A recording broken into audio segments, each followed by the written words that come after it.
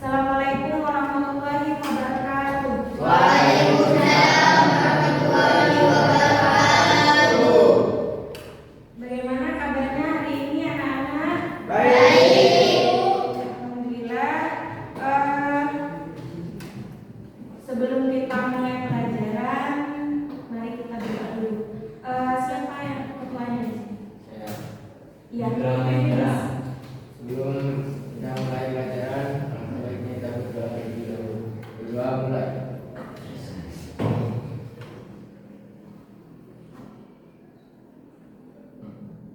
Berdoa selesai.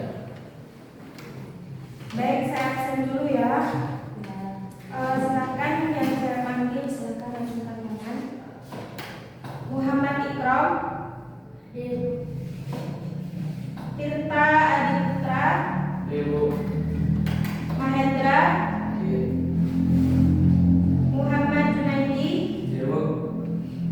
Muhammad Effendi, Muhammad Samsul Hidayat, Hafidatul Ainiyah, Hadir. Vivia Lianintang Malasari, Hadir Bu. namanya sampai RT nih Pak. Rofiatul Kamila, Hadir. Indah Puspitasari, Hadir. Siti Nur Sulistia Rahma, Aisyah Rodia, Hadir. Rizkatul Hasanah, Hadir. Ahmad Rafi. Gak masuk. Kemana? Sakit. Sakit Bu. Rizky Zarul Aziz, Muhammad Farhan Ramadhani, Muhammad Taufik, Ahmad Afandi Firdaus. Ya, semoga yang sakit segera sembuh ya penyakitnya ya. Ya, Bu. Entah itu penyakit apa, penyakit kanker atau apapun. Ya Bu. Ya Bu. Baik, kemarin kita sudah membahas di bab 1 itu tentang fasih membaca Al-Quran dengan tajwid membentuk sikap disiplin. Ya Bu. Ada yang masih ingat kemarin apa yang dibahas? Dan anu. Apa? Tentang apa? Iya. Hadir. Ya, Ya. bab 1. Ya. Coba bukunya dibuka. Ayo Bu.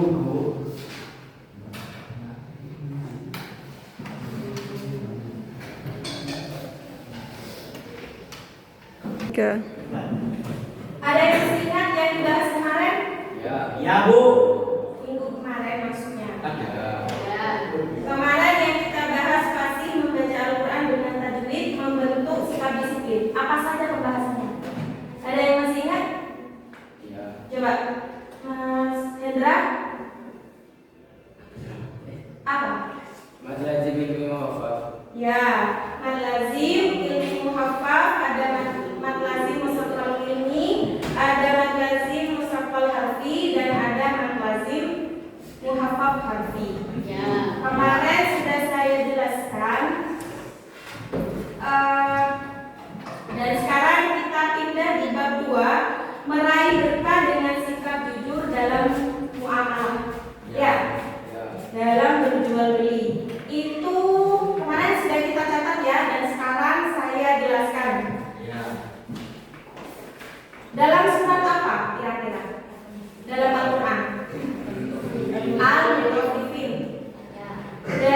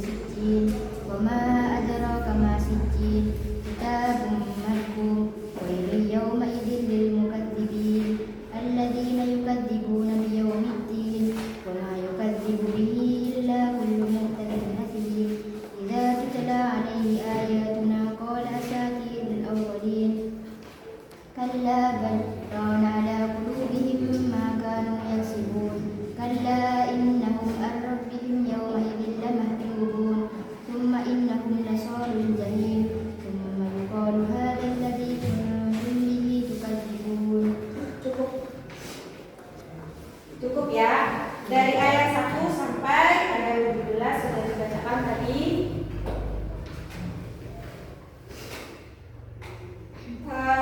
Yang pertama yang akan kita bahas yaitu penerangkan tentang apa ayat 1 sampai 17. Ada yang bisa membacakan artinya? Surat Al-Mutaffifin ayat 1 sampai 17.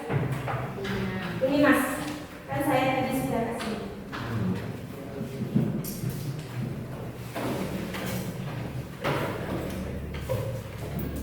Nih, coba bacakan ayat 1. Artinya ayat 1.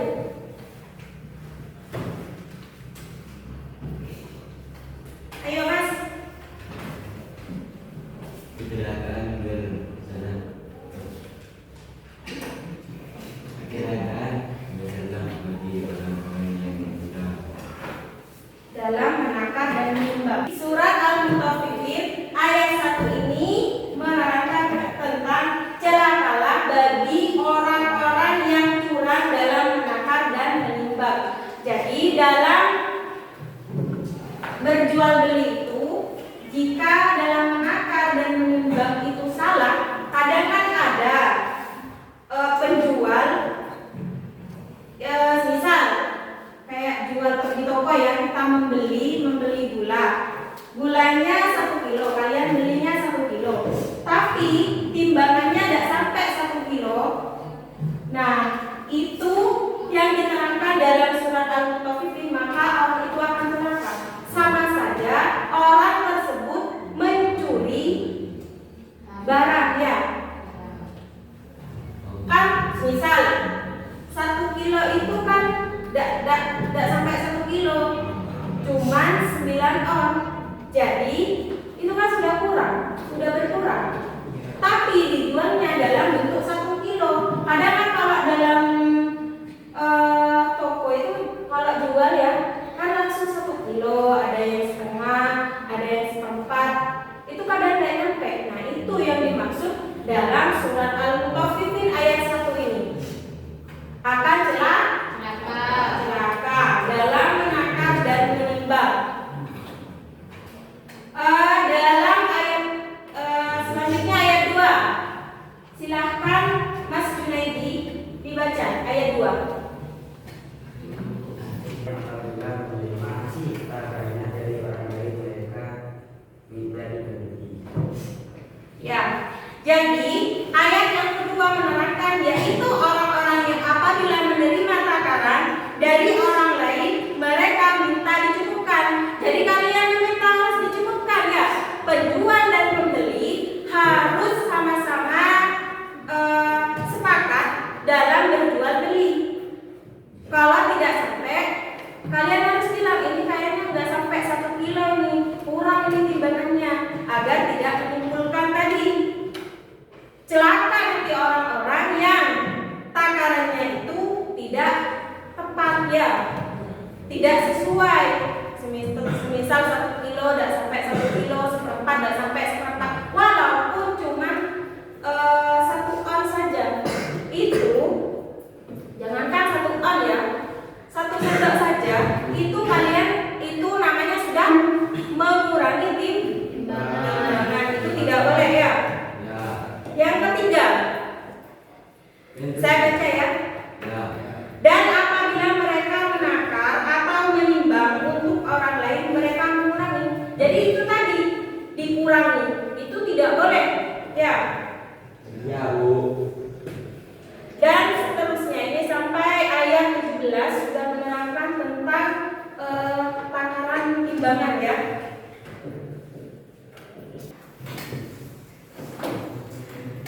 Ini di ayat 6, yaitu pada hari ketika semua orang bangkit menghadap Tuhan seluruh alam.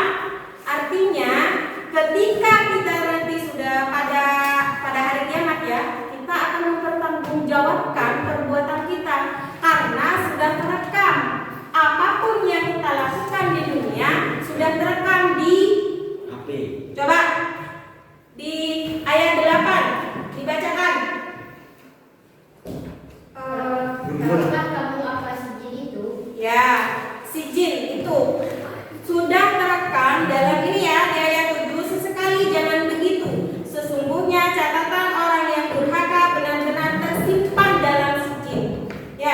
Ya. Dan yang berisi catatan amal-amal manusia ya. Ya. Ini diterangkan di ayat 9, yaitu kitab yang berisi catatan atau amal perbuatan manusia. Sekarang di ayat 10. Masih di surat Al-Mutaffifin ya, di ayat 10. Celakalah pada hari itu bagi orang-orang yang mendustakan. Jadi orang-orang yang salah menakar dalam timbangan itu dianggap mendustakan dan akan celaka pada hari kiamat nanti. Ya. Ya. Dan juga itu kan di hari kiamat nanti ada hari pembalasan. Ya. Maka akan ada hari pembalasan nanti ya bagi orang-orang yang salah dalam menakar timbangan tersebut. Ayat 12, dan tidak ada yang mendustakannya di hari pembalasan kecuali setiap orang yang melampaui batas dan dosa. Ya. Jadi orang-orang yang salah menakar timbangan itu dianggap melampaui batas dan berdosa ya. Ya.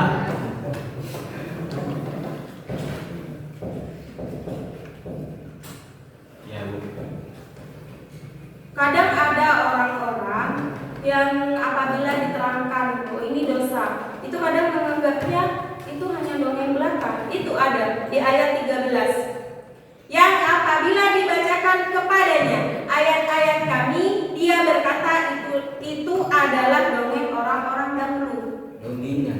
Iya, cuma dianggap dongeng. Ayat 14 sekali tidak, bahkan apa yang mereka kerjakan itu telah menutupi hati mereka. Kadang kalau sudah enak menimbang, sudah sering mencuri, merasa enak ya? Ya. Itu nyaman. Kadang merasa keenakan, jadi setiap hari dilakukan. Mau berhenti sudah gak mau, hatinya sudah kadung keenakan melakukan hal-hal dosa itu ya.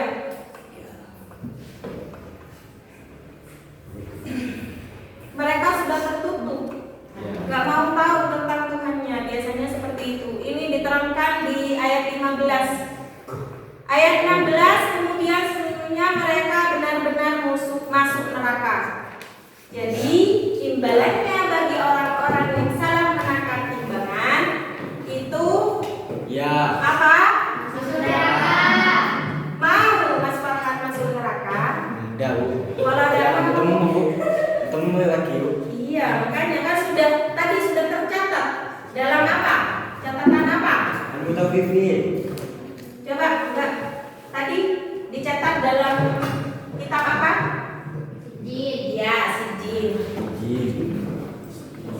Yang 17 kemudian dikatakan kepada mereka inilah azab yang dahulu kamu dustakan. Jadi di hari pembalasan kalian sudah tidak bisa memperbaiki amal perbuatan kalian. Kadung mencuri, jadi sudah tidak bisa kembali lagi. Akhirnya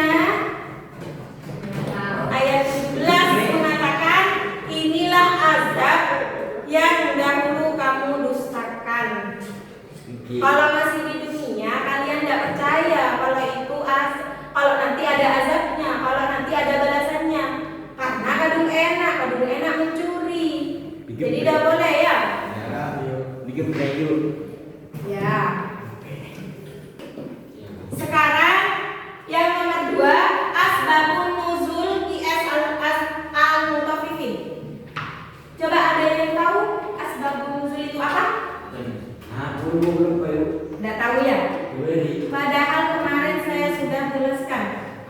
Apa asbabun nuzul, ada yang ingat? Babida biasanya ingat? Galih? Jadi beda ya, Bu. Tidak ingat? Asbabun nuzul itu sebab turunnya. Jadi ada sebabnya kenapa surat Al-Mutaffifin ini turun. Kenapa? Ya. Allah menurunkan ayat-ayat ini sebagai ancaman kepada orang-orang yang curang dalam menimbang dan menakar.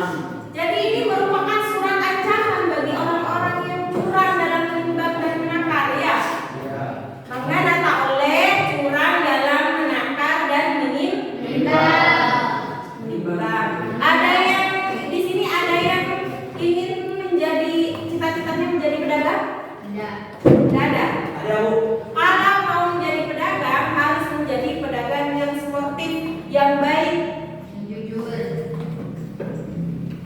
Yang jujur. Nah, ya itu bagus. Bagus. Bagus.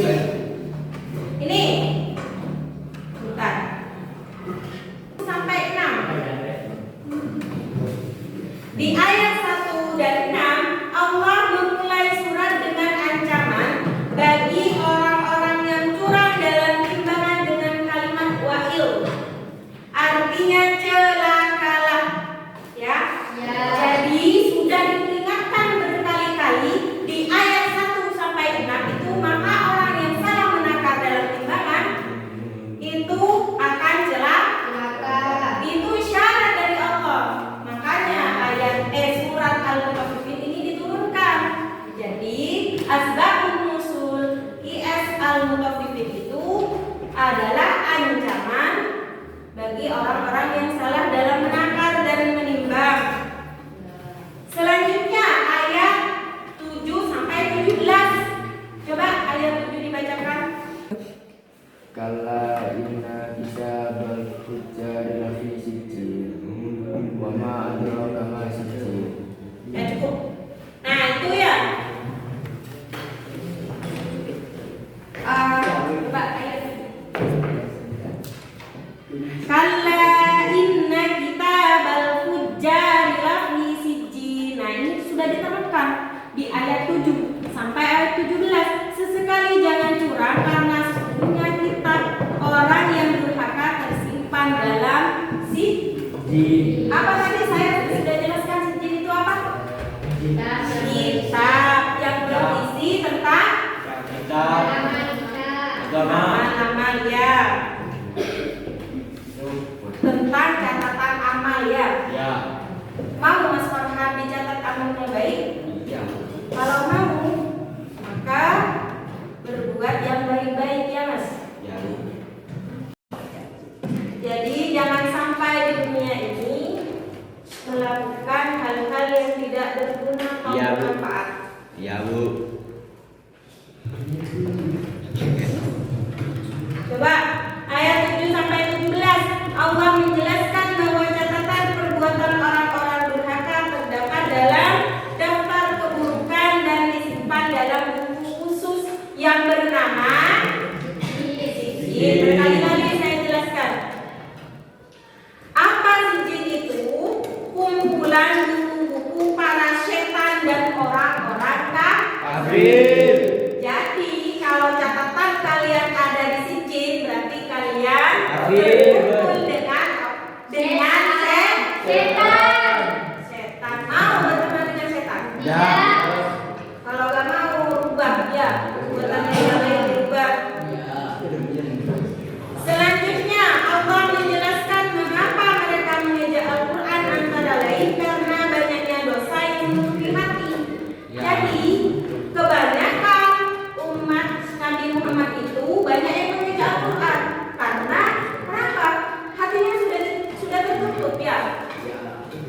Jadi bagi yang sering bagi yang sering mengeja Al-Quran, hatinya sudah tertutup. Tutup, Bi. Ya, Bu. Selanjutnya, nih ya, surat Al-Mutaffifin. Wailul lil mutaffifin alladzina idza qalu 'alan nasi yastawfun dan seterusnya. Sudah dijelaskan tadi ya dari ayat 1 sampai ayat 17. Al-An'am. Tidak ada di itu ya. Nah, sob. Yang kedua ini ya, IS Al-An'am ayat 152. Ya, saya bacakan sendiri ya. Wala taqrabu malal yatim illa billati hiya ahsan hatta yablugha ashuddahu wa awful kayla wal mizana bil qist. La nukallifu nafsan illa wus'aha. Wa idza kuntum fa'dilu walau kana dha qurba wa bi ahdillahi awfu. Dzalikum wasaqum bihi la'allakum tadhakkarun. Yang artinya, dan janganlah kamu mendekati harta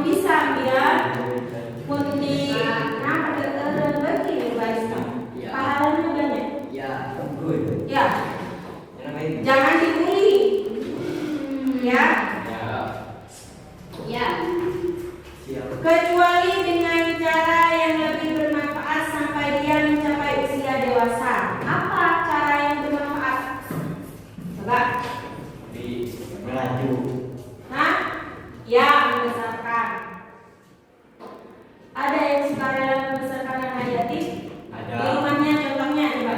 Ada. Ada. Ya. Ada di rumahnya Mas Farhan? Ya. Belum Bu. Ya. Ya, itu. Itu nanti ya imbalannya berapa? Ya. Ada pahalanya. Nanti kehidupannya lebih enak lagi. Coba sudah. Ya. Pak, kalian perhatikan di sekitar kalian. Jika ada seseorang yang menyayangi anak yatim, bahkan membesarkan anak yatim, kehidupannya coba dilihat. Ya.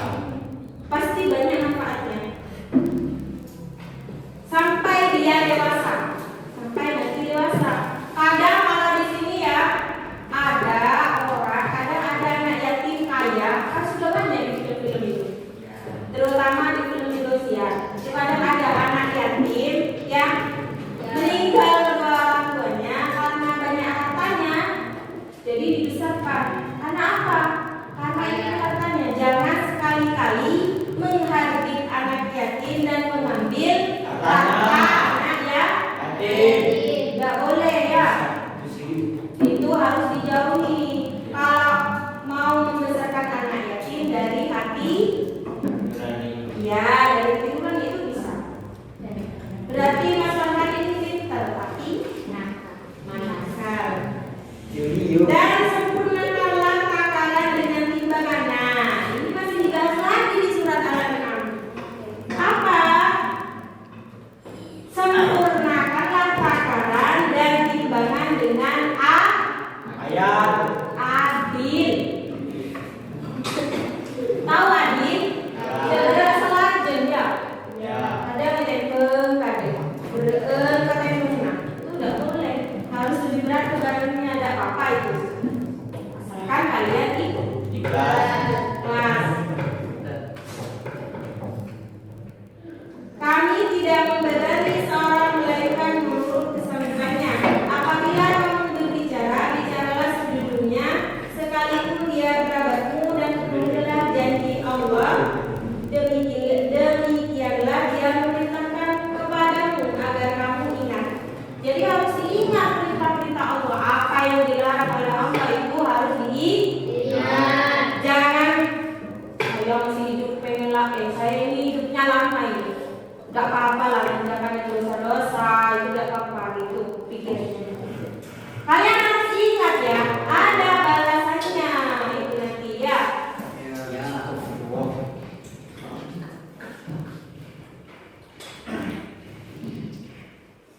Nah iya, ini surat apa?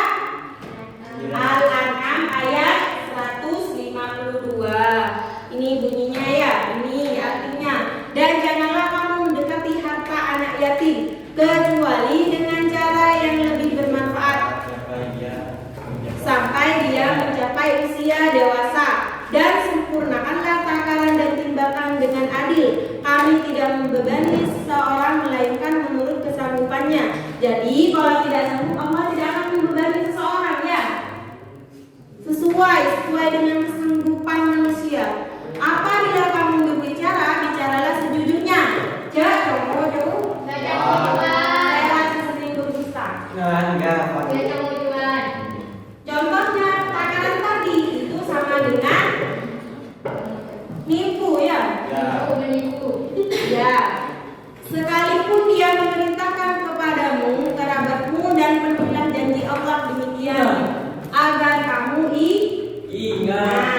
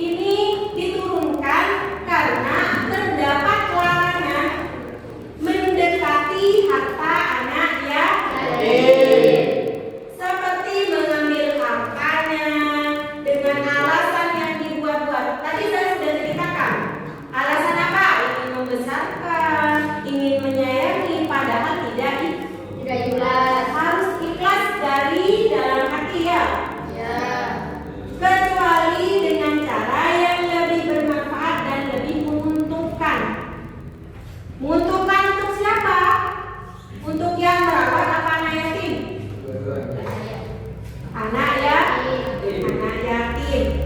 Seperti menginvestasikan agar berkembang, misal punya banyak mata, diinvestasikan kemana misal. Nah itu tidak apa-apa, tapi hasilnya harus diberikan kepada anak ya. Jangan diambil sendiri, namanya itu mengambil harta anak ya. Itu tidak boleh. Atau menjaga agar keutuhannya terjamin, tidak diinvestasikan tapi hartanya dijaga agar tidak diambil, agar tidak habis nanti setelah besar atau dewasa nanti dikasihkan ya sama anak yatimnya ya. Terus termasuk juga membayar zakatnya. Jadi apabila ada seseorang yang membesarkan anak yatim, jadi zakatnya dibayar juga. Jangan cuma diambil sendiri hartanya ya. Kan kita semua wajib membayar zakat, walaupun anak yatim ya. Apalagi anak yatimnya orang kaya, zakatnya juga harus dibayar ya. Itu namanya menjaga dengan baik dan menguntungkan, bermanfaat. Itu namanya yang lebih bermanfaat. Kalau tidak dizakati, anak yatimnya dibiarkan, dihardi, itu bukan menguntungkan ya, tapi memanfaatkan ya, memanfaatkan anak yatim. Mencapai satu nisab, jadi zakatnya itu harus mencapai satu nisab sampai dia mencapai usia dewasa. Ini tadi yang sudah dijelaskan.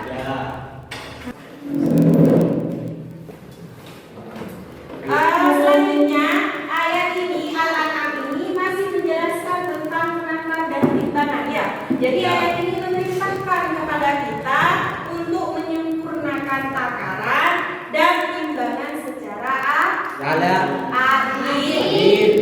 Jadi sama-sama beratnya ya, harus adil antara penjual dan pembeli. Tidak boleh merekayasa atau mengurangi ya. Atau timbangan dalam bentuk apapun, takaran dan timbangan dalam bentuk apapun itu tidak boleh dikurangi, tidak boleh direkayasa, oleh dan berkade. Kalau bisa kalian dalam berjual beli itu timbangannya ditimbang apabila ada orang yang membeli. Nah makanya itu kan tahu yang membeli, udah ini benar timbangannya itu ya.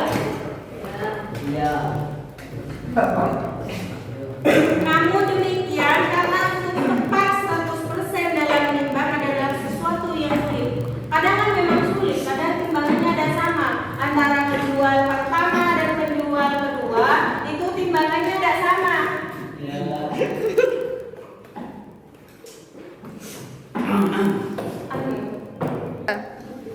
Penjual tidak diharuskan untuk menambahkan barang yang dijual.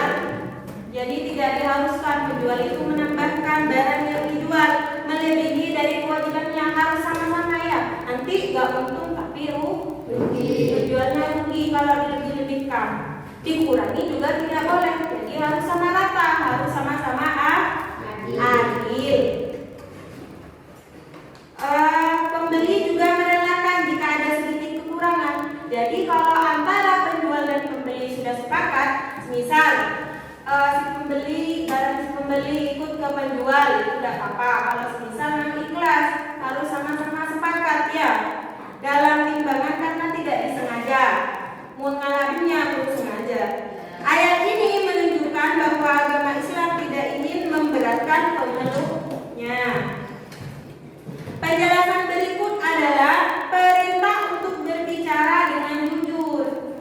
Jadi mengajarkan dalam menimbang itu harus jujur, mentaati jujur. Jadi timbangannya direkayasa, ya itu namanya tidak jujur.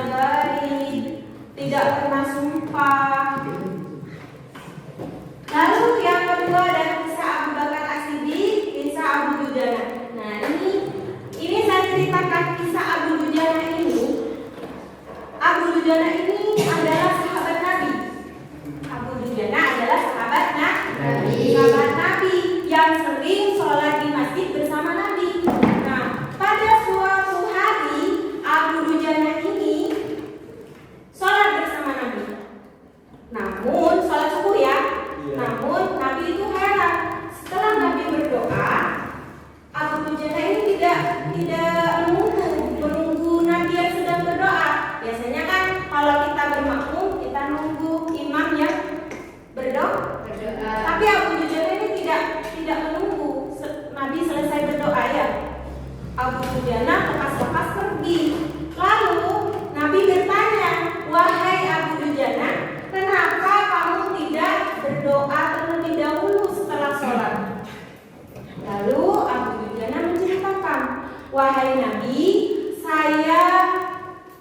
di rumah saya ada pohon kurma. Kenapa pohon kurma? Ada pohon kurma tapi milik tetangga. Milik tetangga. Kadang ada ya, di sini pekarangan, di sini pekarangan. Misal pekarangan A, pekarangan B. Yang A ini punya pohon kurma tapi menjual ke rumahnya si B.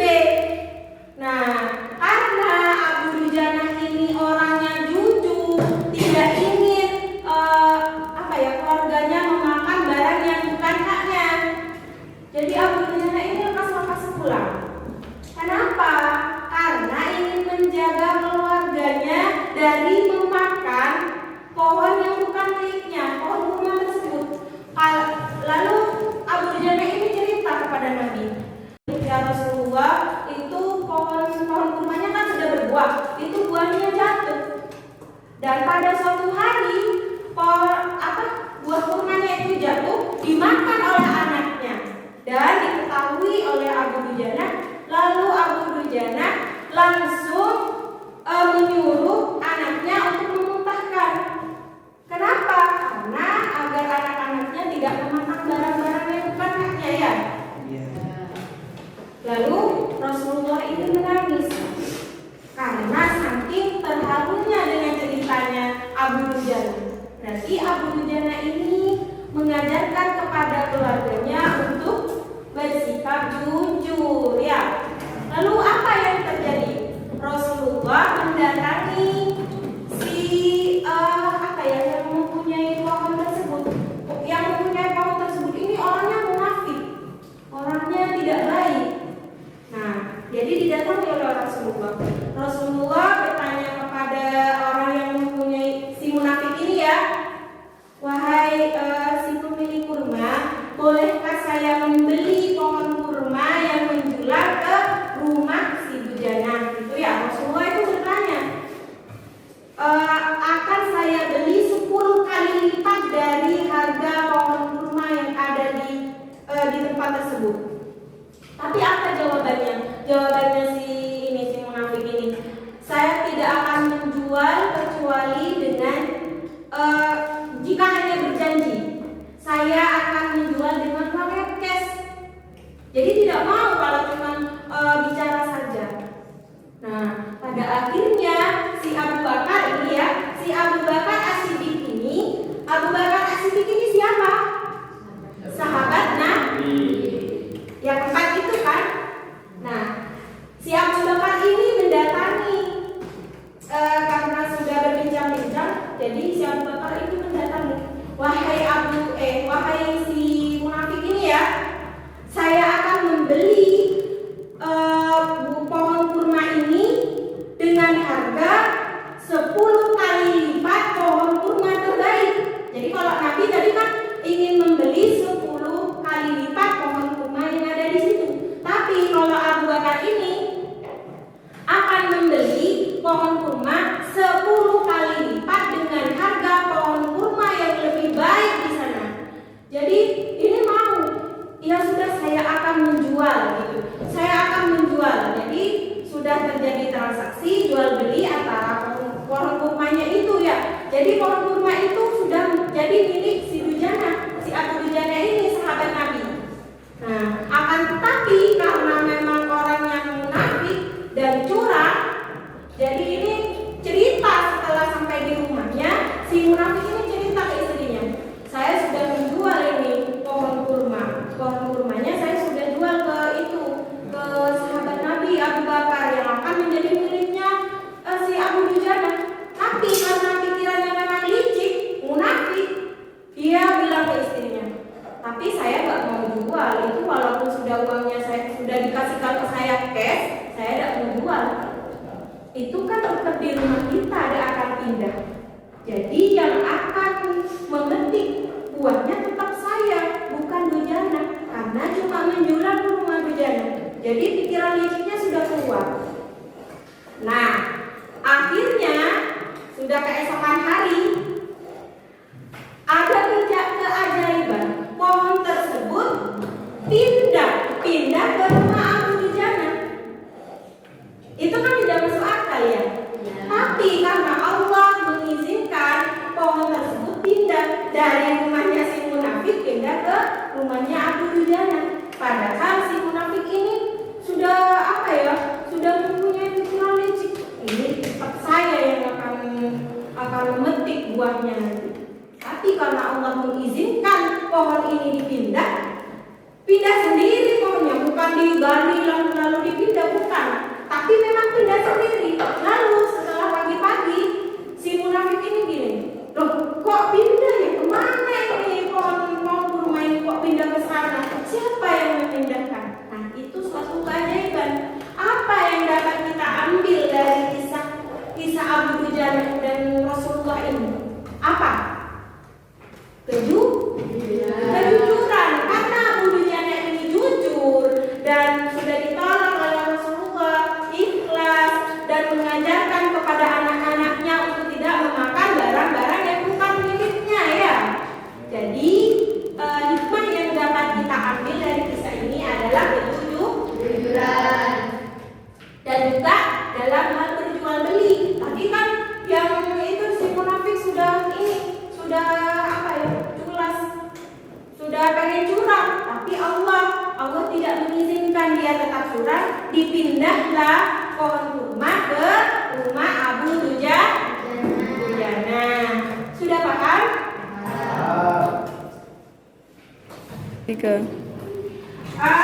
Dari yang tadi saya sudah menjelaskan panjang lebar dari surat Al-Mutaffifin, surat Al-An'am dan juga kisah-kisah inspiratif.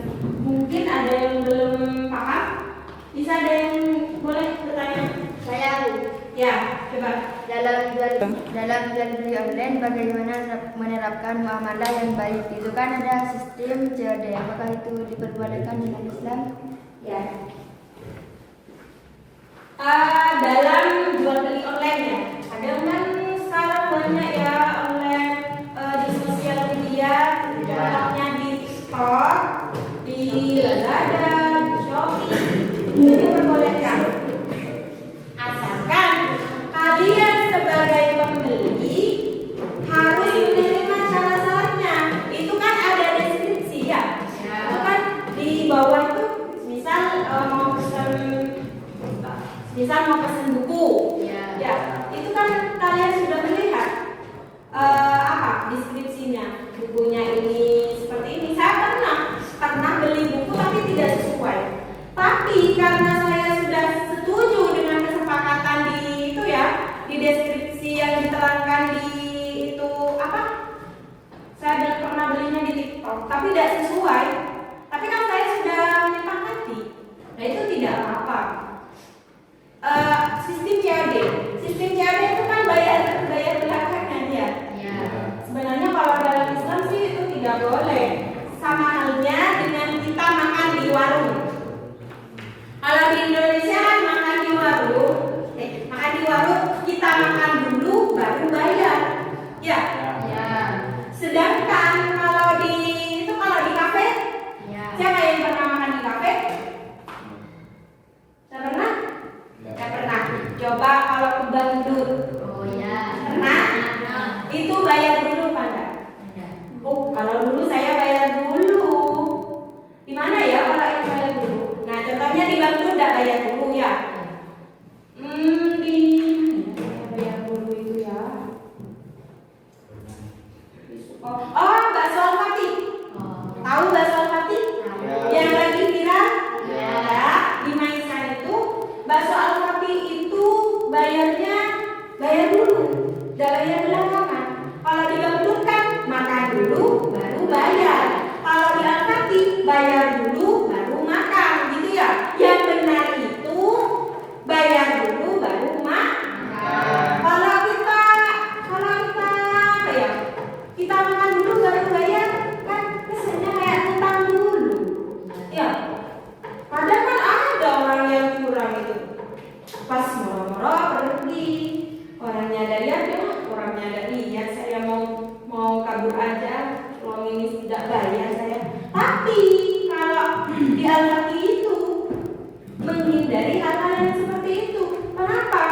itu cerita itu apa ownernya Fatih itu ya, kalau di TikTok itu live cerita, saya itu makanya pelanggan saya, pembeli saya itu disuruh apa ya, bayar dulu karena kadang itu kerupuk gak bayar, walaupun cuma kerupuk, tapi kalau 5 kerupuk harganya 1.000 kan 5.000, kalau bayar dulu kan gak rugi ya.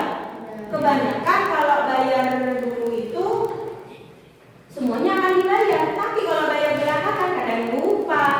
Siapa yang sering lupa atau apa? Kalau kan di sini tidak ya, tidak boleh ya. Kalau begini itu kasihan, orangnya kan mencari untung, bukan mencari rugi. Kalau tidak dibayar nanti rugi.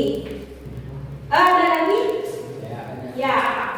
Bagaimana cara kita agar bisa menerapkan jual beli dengan muamalah yang baik dalam kehidupan sehari-hari? Nah, dalam kehidupan sehari-hari, contohnya tadi, kalau kita sebagai pembeli itu harus menyetujui syarat-syarat yang sudah disepakati. Kalau beli itu ya, jangan asal beli saja. Kita itu belinya harus menyepakati dengan ya penjual ya. Tadi kan sudah diterangkan. Nih, sebentar.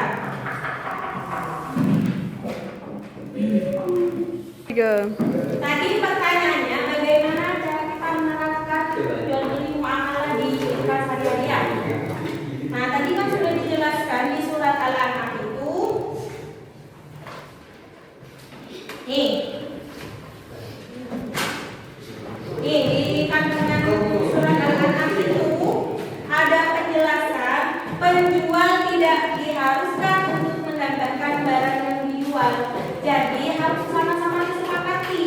Semisal apa ya, barangnya yang jual itu ikut ke barangnya yang membeli ikut ke penjual, itu si pembeli harus ikhlas ya. Yang penjual juga sama, karena dalam menangkap timbangan itu untuk sama-sama adil itu sangat sulit ya.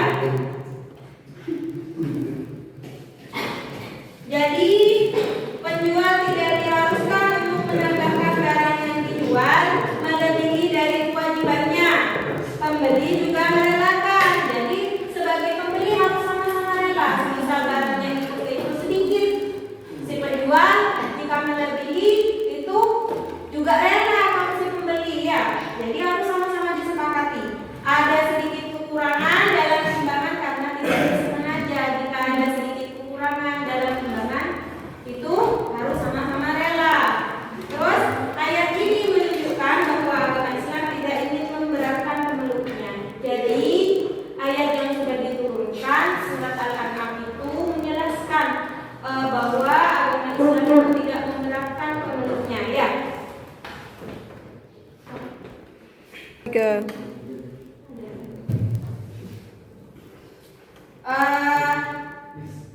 Sudah saya jelaskan semua.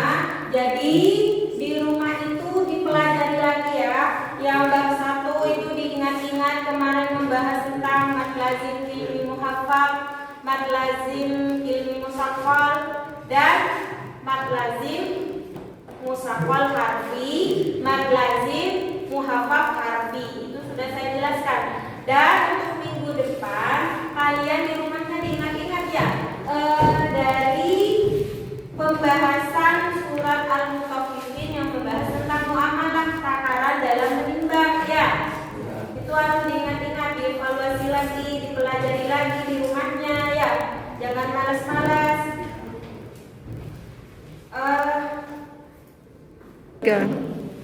Mungkin bisa dikirim doa sama sebelum diakhiri pelajarannya agar bisa bermanfaat apa yang sudah saya terangkan tadi.